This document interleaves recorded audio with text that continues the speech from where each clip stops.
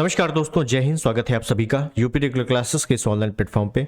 और अगर आप तैयारी कर रहे हो आर ओ यार और एग्ज़ाम की या आने वाले आर ओ यार ओ की, तो पहली बात तो हम इसी की बात करेंगे कि एग्ज़ाम डेट क्या रहने वाली है, ठीक है। और उसके बाद आज हमारा जो मेन पॉइंट है बात करने का कि मोस्ट इंपॉर्टेंट टॉपिक कौन कौन से हैं और हाई स्कोरिंग सब्जेक्ट कौन कौन से हैं, कि जिनको पढ़कर आराम से प्रीलिम्स और मेंस, क्योंकि दोनों में ऑब्जेक्टिव क्वेश्चंस आते हैं, कुछ लिखना है नहीं अपने को, ठीक है, तो आराम से क्लियर किया जा सकता है जीएस वाला पार्ट। तो हाई स्कोरिंग सब्जेक्ट कौन कौन से रहने वाले हैं और जो हाई स्कोरिंग सब्जेक्ट हैं उनमें टॉपिक कौन कौन से हैं, ठीक है ना। ये भी इंपॉर्टेंट है कि टॉपिक कौन कौन से हैं। अब मैंने बता दिया कि साइंस, या मैंने बता दिया जियोग्राफी। तो जियोग्राफी तो बहुत लंबा चौड़ा है, सबको पता है स्कोरिंग है, लेकिन उसमें टॉपिक कौन कौन से हैं वो बात करेंगे, ठीक है। बेस्ट स्ट्रेटजी और बुक्स, इंपॉर्टेंट ये है कि बुक्स, अब हाई स्कोरिंग सब्जेक्ट है तो इसके अकॉर्डिंग बुक्स कौन कौन सी हैं, और ये बुक्स आपके पास होंगी ऑलरेडी, ठीक है, कुछ लेने की आवश्यकता नहीं है। और जो भी अगर होगा कि लेने की आवश्यकता है तो मैं आपको वो फ्री पीडीएफ दे दूंगा टेलीग्राम पे। इस वजह से टेलीग्राम पे भी जुड़ जाना, यूपी रेगुलर क्लासेस के नाम से टेलीग्राम मिलेगा, डिस्क्रिप्शन में लिंक भी है, तो इस टेलीग्राम पे जुड़ जाना, फ्री पीडीएफ वहाँ पे मैं आपको दे दूंगा। क्लियर है? तो बात करते हैं। सबको पता है, आप सबने कैलेंडर देखा हुआ है, ठीक है ना। ये रहा कैलेंडर, ये रहा कैलेंडर, ठीक। इस कैलेंडर के अकॉर्डिंग अगर देखा जाए तो ये तिथियां आरक्षित हैं, आपको पता है पहले से, ठीक है। कौन कौन सी है? 27 अप्रैल पहले है, 27 अप्रैल से स्टार्ट है तिथियां। उसके बाद मई में भी है और जून में भी है, जून स्टार्टिंग, ठीक है। इन्हीं में आपकी परीक्षा होनी है। कब होनी है यह भी किसी को नहीं पता है, किसी को नहीं। अगर कोई बता भी रहा है तो केवल वो अनुमान बता रहा है, अनुमान, ठीक है। किसी को भी कुछ नहीं पता है, केवल संभावित तिथियां ये सब। एक चीज और बता दूं जो फिक्स है, एक चीज जो बता दूं जो फिक्स है, मतलब 100% फिक्स है कि प्री और मेंस, इसका आर ओ आर ओ का प्री और मेंस, ये दोनों 2025 में ही हो जाएंगे, इसी साल हो जाएंगे, काम खत्म। नियुक्ति भले 2026 में मिले, और जाहिर सी बात है नियुक्ति 2026 में ही मिलेगी, तो नियुक्ति आगे मिल सकती है, लेकिन एग्जाम आपके 2025 में ही प्री और मेंस हो जाने वाले हैं, काम खत्म। कुछ समय बाद इसको हम क्लियर कर देंगे कब कैसे क्या हो जाएगा, ठीक है। तो आज हम लोग बात करने वाले हैं फिलहाल हाई स्कोरिंग सब्जेक्ट की। तो सब्जेक्ट की बात करते हैं पहले, ठीक, कौन कौन से हैं। और ये सब्जेक्ट कौन कौन से हैं, तो ये सभी सब्जेक्ट मैं बता रहा हूं। ये जो पेपर हुआ था अभी 22 तारीख को, सॉरी 11 फेब को जो पेपर हुआ था 2023 वाला, उसके पहले 2020 का जो रिवाइज्ड पेपर हुआ था, उसके बाद जो 2017 में हुआ था, उसके बाद जो 2016 में हुआ था, मतलब इसी का री एग्ज़ाम था ना 2020 में, और 2021 वाला, इन सभी के आधार पर मैं ये बता रहा हूँ, ठीक है। देखिएगा, एक एक टॉपिक भी बात करेंगे आगे, तो पूरा वीडियो देखना। पहला तो सबसे इंपॉर्टेंट है हिस्ट्री।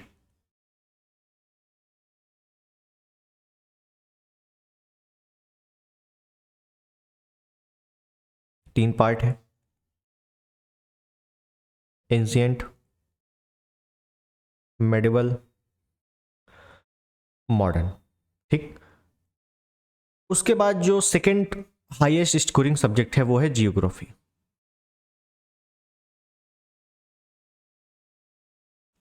और जियोग्राफी को मैं लूंगा तीन पार्ट में,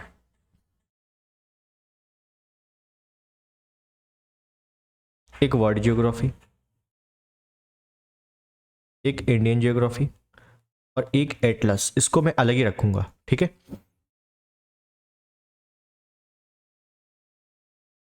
अगला जो बात करेंगे वो है पॉलिटी।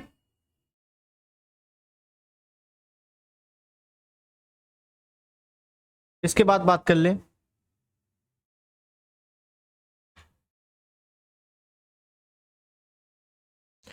पॉलिटी के बाद, अगर बात कर लें तो वो है साइंस। साइंस को भी तीन भागों में डिवाइड कर लें, कायदे से बात करेंगे। Physics, chemistry and bio. हालांकि इसमें टेक्नोलॉजी भी ले लेते हैं, लेकिन उसको अलग ही ले लेंगे, ठीक है।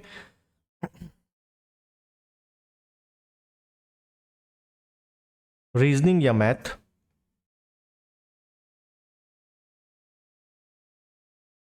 यूपीजी के, करंट अफेयर।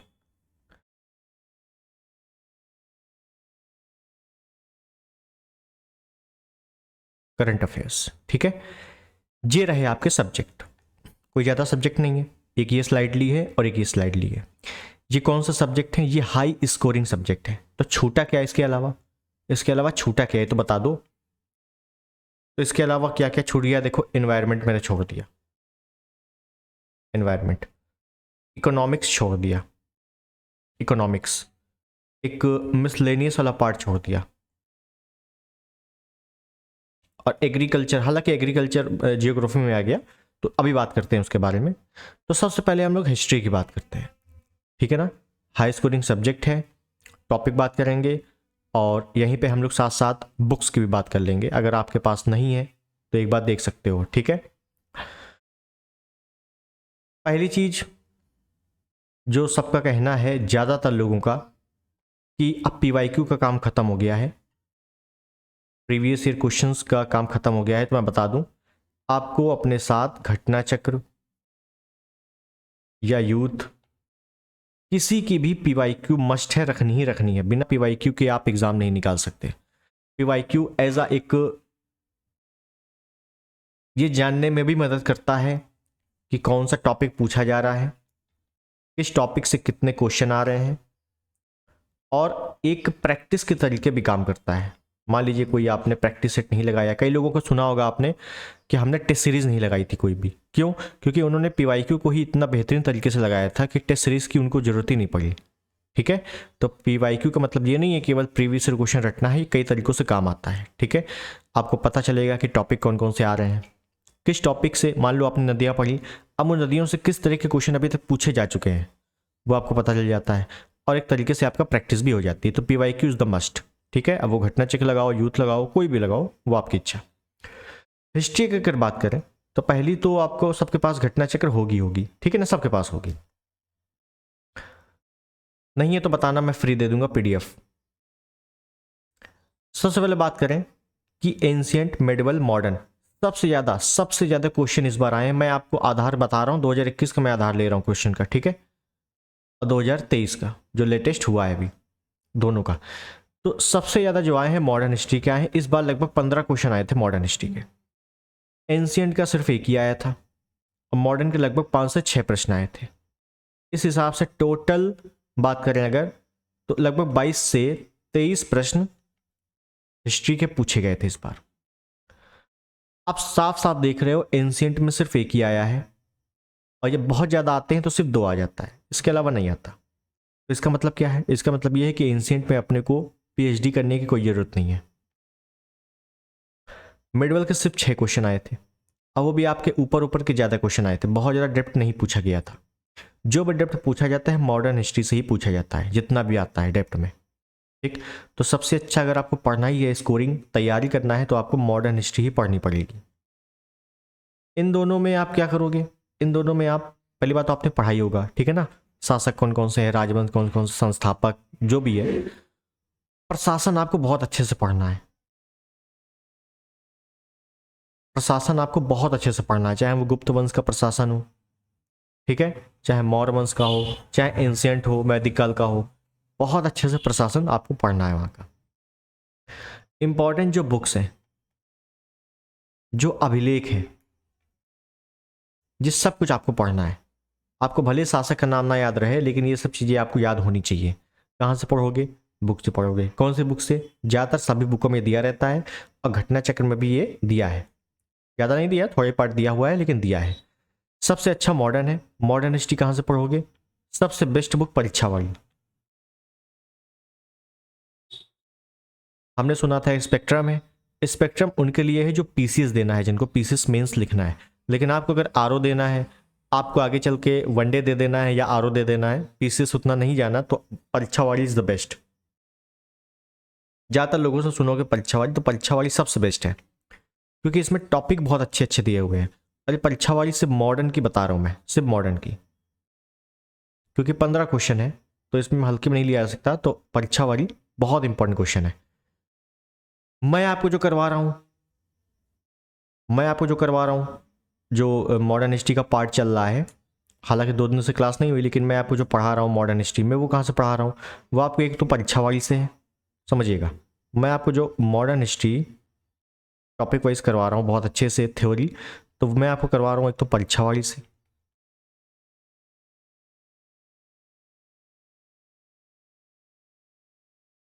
स्पेक्ट्रम से, किरण से, घटना चक्र या पीवाईक्यू से। इन सभी का मिश्रण है मेरी नोट्स, ठीक है, तो वही मैं आपको करवा रहा हूँ। अगर आपने यहाँ से कर लिया पूरा अगर, तो कोई दिक्कत नहीं, आपको कोई भी लेने की आवश्यकता नहीं है, लेकिन आप खुद से करना है तो परीक्षा वाली इज द बेस्ट। हिस्ट्री समाप्त, ठीक है। टॉपिक कौन कौन से हैं, टॉपिक की बात कर ले तो टॉपिक देखो, एंशिएंट और मिडिवल में तो आपको पूरा ही पढ़ना है, आपको प्रशासन वाली चीज़ें ज़्यादा पढ़ लेनी है, पूरा पढ़ लेना है। मॉडर्न में अगर बात करें खासकर, तो मॉडर्न में आपको इंडियन नेशनल मूवमेंट से आपको थोड़ा सा डेप्थ में ज़्यादा है जाना है, पढ़ना आपको पूरा है, लेकिन इंडियन नेशनल मूवमेंट आपको कायदे से पढ़ना है, ठीक है, बस। और इंडियन नेशनल मूवमेंट मैं आपको बहुत ही कायदे से पढ़ा रहा हूँ, तो आप यहाँ से पढ़ सकते हो, कोई बड़ी बात नहीं है।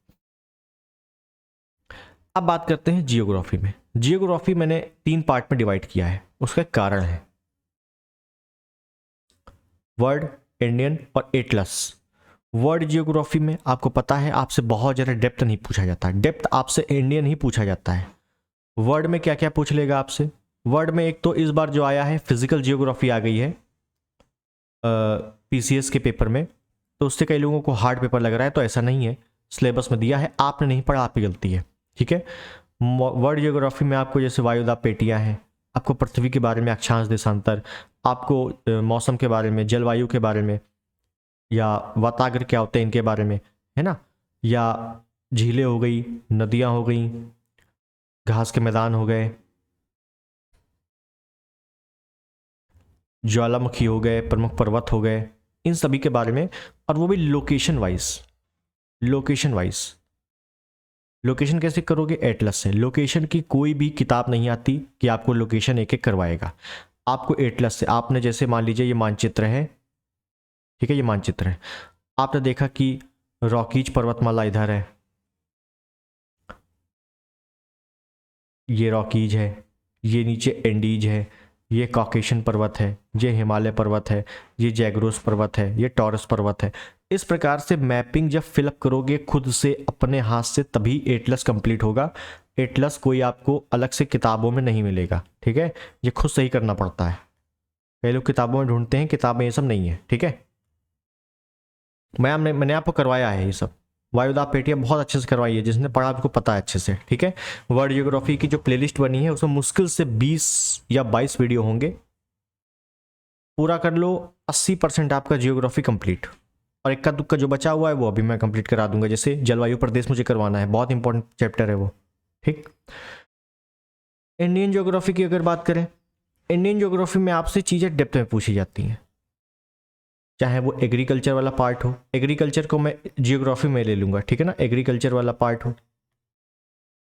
सबसे ज़्यादा आपसे चाहे मिनरल्स लेटेस्ट आंकड़े हों, उद्योगों से बहुत अच्छे अच्छे प्रश्न आते हैं, बहुत लेंदी प्रश्न नहीं आते, लेकिन आपको एक एक पॉइंट पता होना चाहिए। जैसे इस बार आया था एल्यूमिनियम का कारखाना कहाँ कहाँ है, अब राज्य के अंदर की जगह दी हुई थी, अब आपको जब तक पता नहीं होगा तो नहीं कर पाओगे आप, ठीक है। एक आए थे ऐसे मुरी झारखंड, तो वो गलत दिया हुआ था, मुरी कहाँ पे है, झारखंड में है, अब आपको पता होना चाहिए मुरी झारखंड में है। ऑलरेडी प्रश्न में बता रहा है कि एल्यूमिनियम के लिए, एल्यूमिनियम उद्योग यहाँ पे लगा हुआ है, मुरी में कहाँ पे है, मुरी झारखंड में है ना। तो ये सब छोटी छोटी जगह आपको पता होनी चाहिए। कैसे पता करोगे, या तो रट्टा मारोगे या लोकेशन वाइज। इसी वजह से यहाँ पे भी एटलस काम कर देगा, ठीक। पढ़ना आपको पूरा है इंडियन ज्योग्राफी में या वर्ल्ड ज्योग्राफी में, लेकिन आपको आसानी हो जाएगी। कैसे, एक तो आप किसी से पढ़ो, अब जलवायु प्रदेश आप खुद से पढ़ोगे तो आपको बिल्कुल पल्ले नहीं पड़ने वाला, ये बता दूं। आप अगर आपको कोई पढ़ा देगा तो आपको समझ में आ जाएगी सारी चीज़ें, ठीक है। तो इसीलिए मैं कह रहा हूँ वर्ल्ड ज्योग्राफी के लगभग 20 से 22 वीडियो हैं, उनको ख़त्म कर लो पहले से। और इंडियन ज्योग्राफी में जो मेन पॉइंट है वो मैं आपको खुद ही करवा दिया है। हिमालय मैंने आपको पूरा पढ़ा दिया है। नदियाँ, झीलें या जलवायु प्रदेश बताना है अभी, और मौसम बताना है। तो कुछ जो चीज़ें हैं वो छूट गई हैं, वो बता देंगे। बाकी सारी चीज़ें कवर है, सब प्लेलिस्ट में है। अब कोई मैराथन नहीं है, सब 1 घंटे के नीचे ही क्लासें हैं, ठीक है। एटलस सहित मैंने आपको बताया हुआ चीज़ें। तो अगर आपको एटलस भी नहीं आता तो वहाँ से आप कवर कर सकते हो। क्लियर है। फिर जो थर्ड हाई स्कोरिंग सब्जेक्ट आता है वो है पॉलिटी। पॉलिटी में सिर्फ एक बुक, कौन सी, मैं सजेस्ट करूँगा परीक्षा वाली। कई लोग एम लक्ष्मीकांत, तो एम लक्ष्मीकांत मुझे थोड़ा सा हाई लगती है। क्यों? क्योंकि वो खासकर यूपीएससी या पीसीएस के लिए है। आरओ अगर देना है या आगे चल के आरओ या वनडे एग्जाम कोई देना है, मान लीजिए लेखपाल आ रही है तो उसको दे देना है, तो परीक्षा वाली इज द बेस्ट पॉलिटी में, ठीक है। बहुत अच्छे अच्छे यहाँ पे टॉपिक या एक सटीक जानकारी दी हुई है, ठीक है ना, जहाँ पे आपको ज़्यादा भटकाव नहीं है, सटीक जानकारी। पॉलिटी में भी ज़्यादातर क्या पूछा जाता है आपसे, ज़्यादातर या तो संसद पूछ लेगा। पहली बात तो आर्टिकल। अब आर्टिकल कई लोग रट लेते हैं कि आर्टिकल चलो इकट्ठे रटते हैं, आर्टिकल इकट्ठे कभी नहीं रटा जाता। समझिएगा बात को, मैं यहाँ एक चीज़ बता दूं।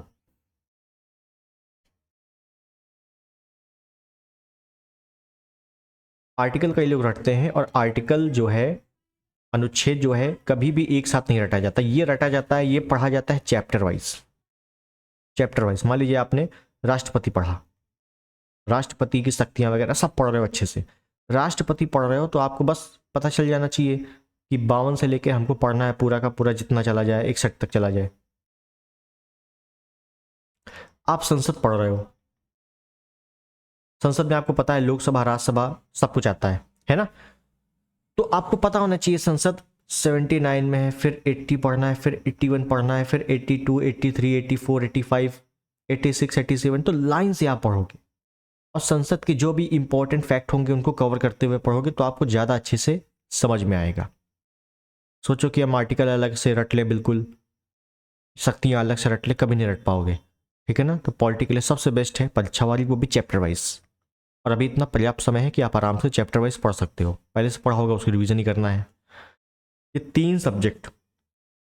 अब ये बताऊंगा किससे कितने प्रश्न इस बार आए थे। साइंस की अगर बात करें, साइंस में देखो ज़्यादातर लोग यही कह रहे थे कि बायोलॉजी से सबसे ज़्यादा पोर्शन आता है, लेकिन इस बार फिजिक्स से आया था। अब बहुत ज़्यादा ये नहीं कहेंगे बहुत हार्ड आया था, नॉर्मली आया था, ठीक है। तो फिजिक्स, केमिस्ट्री, बायो की अगर बात करें, सिर्फ एक सोर्स है, वो है ल्यूसेंट। जो साइंस की ल्यूसेंट आती है अलग से, वो प्लस घटना चक्र, बस काम खत्म। अब मुझे अगर टाइम मिला तो मैं आपको करवा दूंगा ये, ठीक है, जैसे मैं मॉडर्न हिस्ट्री या जियोग्राफी करवा रहा हूँ उस हिसाब से, अगर टाइम मिलता है तो। वरना अगर खुद से पढ़ना है तो ल्यूसेंट बेस्ट है और घटना चक्र बेस्ट है। ल्यूसेंट आपके पास नहीं है, या अगर महेश वर्णवाल की बुक है एनसीईआरटी तो वो भी बेस्ट है, लेकिन घटना चक्र तो मस्ट होनी ही चाहिए, पीवाईक्यू आपके पास होना ही चाहिए,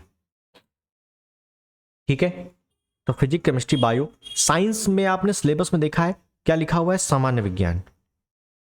आप यहाँ पे कोई आईआईटी वगैरह नहीं दे रहे हो, आईआईटी का एंट्रेंस एग्जाम नहीं दे रहे हो, या मेडिकल की पढ़ाई नहीं कर रहे हो। विज्ञान, सामान्य विज्ञान, प्रशासनिक चीज़ों में या प्रशासन में हमेशा से आप एग्ज़ाम दो तो विज्ञान बहुत ही नॉर्मल आता है, विज्ञान में बहुत ज़्यादा लंबी चीज़ें नहीं आती। हाँ, विज्ञान आपको अगर ग्रुप डी की तैयारी कर रहे हो तो उसमें अच्छा पढ़ना पड़ेगा रेलवे वगैरह में, लेकिन पीसीएस वगैरह में, आर वगैरह में साइंस बहुत ज़्यादा डेप्थ नहीं आता है, ठीक है ना। साइंस की बेसिक चीज़ें ही आती हैं, तो वो आप ल्यूसेंट से आराम से कवर कर सकते हो, ठीक। रीजनिंग और मैथ, इसके लगभग 10 से 12 क्वेश्चन आते हैं और ये फ्री के होते हैं। 10 से 12 क्वेश्चन में 2 या 3 क्वेश्चन में आपको हो सकता है दिक्कत हो जाए, लेकिन 8 से 9 प्रश्न आराम से आप कर सकते हो, ठीक है ना, थोड़ा सा कैलकुलेशन लेके। इसमें ऐसा कुछ नहीं है कि क्या चीज़ें आती हैं, सिर्फ और सिर्फ प्रैक्टिस।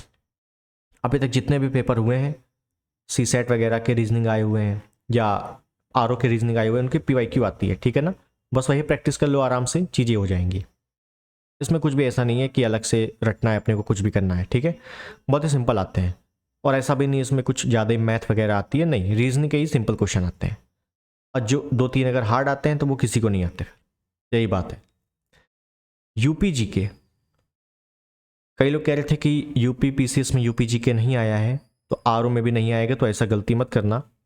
10 प्रश्न इसके फिक्स लेकर चलना, 10 प्रश्न फिक्स है आपके आरओ में बिल्कुल पूछे जाएंगे। कहाँ से?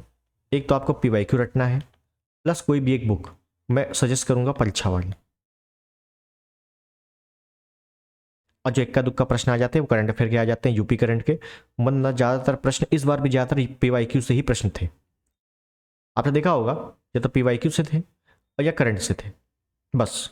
तो यूपी जीके में बहुत ज़्यादा हार्ड बनाने का कोई चांसेस नहीं होते, ठीक।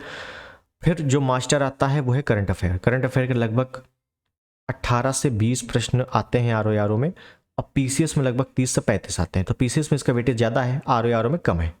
18 से 20 प्रश्न, तो 18 से 20 प्रश्न तैयार करने का सिर्फ और सिर्फ एक ही रास्ता है, या तो आप रेगुलर करंट करो, या वीकली करो, या मंथली करो।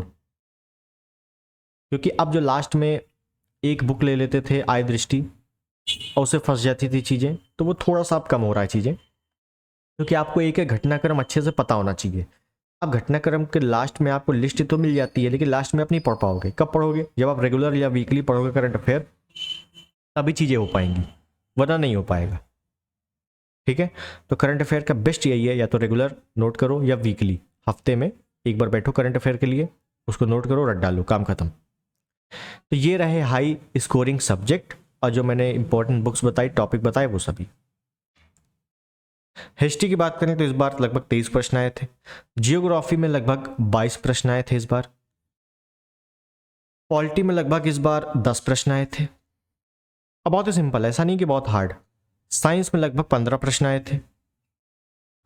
रीजनिंग में लगभग 10 प्रश्न आए थे। यूपी जीके में 9 प्रश्न आए थे, और करंट अफेयर में 18 प्रश्न आए थे। इन सबको जोड़ोगे तो आपके कट ऑफ से ज़्यादा ही नंबर आएंगे। लेकिन अब ऐसा थोड़ी ना है कि साइंस में 15 के 15 आप सही कर लोगे, या हिस्ट्री में 23 के 23 सही कर लोगे, नहीं, बिल्कुल नहीं, बिल्कुल नहीं कर पाओगे। लेकिन इनसे ज़्यादा से ज़्यादा चीज़ें पूछी जाती हैं। फिर आता है आपका एनवायरनमेंट।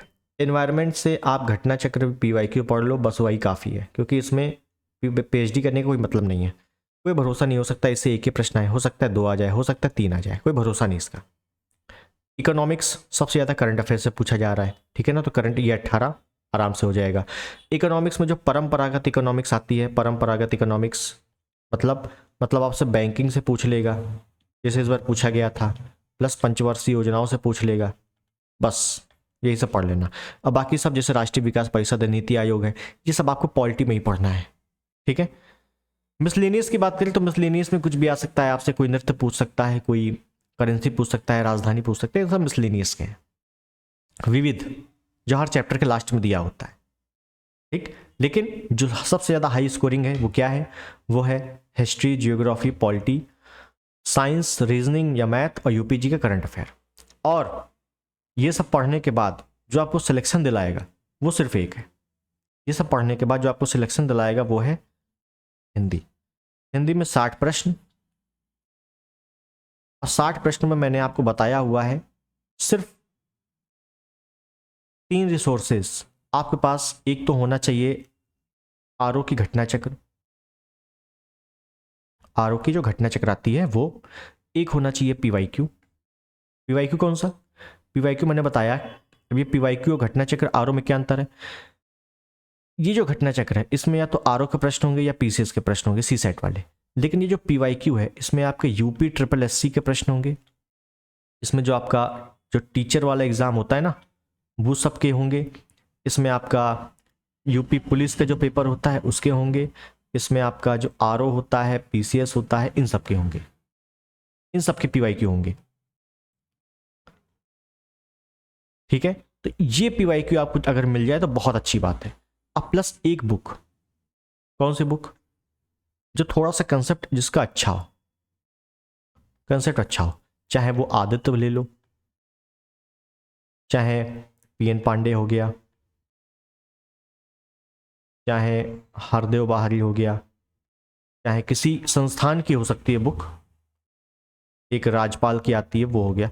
तो इनमें से कोई एक, एनीवन बुक, PYQ और आरो घटना चक्र, ये 3 कॉम्बिनेशन आपको 60 में से 55, 56, 57 नंबर आ जाए, कोई बड़ी बात नहीं है, आराम से आ जाएंगे। 60 में 60 नहीं आ सकते क्योंकि 1-2 प्रश्न तो आयोग ने खुद ही गलत दिए होते हैं, तो इसी हम नहीं कर सकते, ठीक है। लेकिन हाँ 56-57 नंबर इससे आराम से आ जाएंगे। बस 3 रिसोर्सेस, इसी को बार बार रिवीजन और कुछ नहीं, कुछ भी नहीं। यहाँ से आप पढ़ोगे अच्छे से कंसेप्ट और ये PYQ और घटना चक्र से पूरा प्रैक्टिस हो जाएगा, बस काम खत्म। और हिंदी में बहुत ज़्यादा लेंदी पेपर बनता नहीं है क्योंकि बनाने के चांसेस है ही नहीं, तो बनेगा कहाँ से, ठीक है। बस हो गया, काम खत्म। इतना अगर कर लिया तो आरओ में बहुत अच्छा स्कोर आ जाएगा। अच्छा स्कोर क्या आ जाएगा, मैं यही कहूँ प्रीलिम्स आराम से हो जाएगा। अब प्रीलिम्स हो गया तो इसी को रिवाइज कर लेना है एक बार मेंस के लिए, और मेंस में पूरा फिर ड्राफ्टिंग, एसे और लेटर राइटिंग में जुट जाना है, काम खत्म, ठीक है। सुनने में जितना आसान लग रहा है उतना है नहीं, क्योंकि अच्छे से बुक्स भी कवर करनी है। यहाँ एंशिएंट और मेडिवल में आपको प्रशासन अभिलेख बुक्स वगैरह करनी है। मॉडर्न हिस्ट्री को बहुत अच्छे से पढ़ना है। नहीं पढ़ पा रहे हो तो जो चैनल पे चल रहा है, जो मॉडर्न हिस्ट्री के लिए खासकर और जियोग्राफी के लिए, ये दोनों बहुत अच्छे से करना है, ठीक है। जियोग्राफी मैंने आपको लगभग 80% करवा दिया है। 20% जो एक्स्ट्रा चीज़ें हैं जो अक्सर नहीं पढ़ते हैं लोग या नहीं समझ में आती हैं, वो मैं आपको करवा रहा हूँ, जो आपको हो सकता है पेड बैच के अलावा कहीं नहीं मिलेगा, वो मैं आपको पूरा फ्री ऑफ कॉस्ट करवा रहा हूँ, ठीक है। तो ये जियोग्राफी देख लेना और मॉडर्न हिस्ट्री देख लेना। बाकी पॉलिटी वगैरह आराम से समझ में आ जाती चीज़ें, साइंस वगैरह तो ये आराम कर सकते हो। UPGK में कुछ नहीं है, सिर्फ PYQ पढ़ लो, परीक्षा वाले पढ़ लो और करंट अफेयर रेगुलर ध्यान दे दो, बस काम खत्म। और हिंदी तो जान है ही आरओ की, ठीक है। आराम से इतने में आरओ क्लियर हो जाएगा, कोई बड़ी बात नहीं है। डेट की कोई भी अपडेट आती है तो मैं आपको ज़रूर बता दूंगा पहले ही। टेलीग्राम पे जुड़ जाना, यूपी रेगुलर क्लासेस के नाम से टेलीग्राम चैनल है। कोई भी क्वेरी होती है, कोई भी आपको PDF चाहिए, कोई बुक्स की PDF चाहिए तो बता देना, मैं टेलीग्राम पे प्रोवाइड कर दूंगा, ठीक है। तो मिलते हैं अगले वीडियो में, तब तक के लिए नमस्कार, जय हिंद, वंदे मातरम।